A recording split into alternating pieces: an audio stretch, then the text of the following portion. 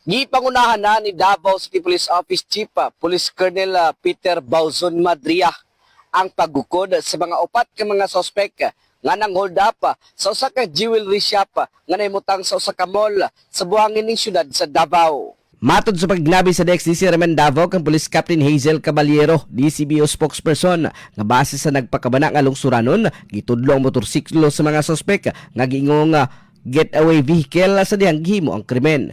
Gibutyag sa opisyal nga lakip sa gisubay kung nganong nakasulod ang armas sa maong mall, nga adun naman unta kinihugot nga seguridad, ingumana gisubay karon kung adunay inside job nga nahitabo.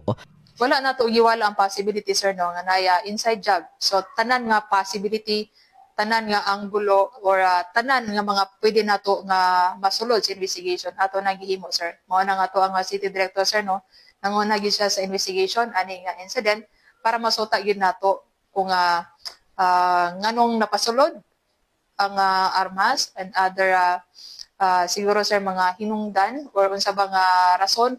Samtang nasiran nga dunay persons of interest ang kapulisan nga gipang imbestigahan nga posibleng mao ang nang hold up sa maong jewelry shop. Humana giimbestigahan pasab kung pila ang kantidad sa mga nadagit sa tulisan.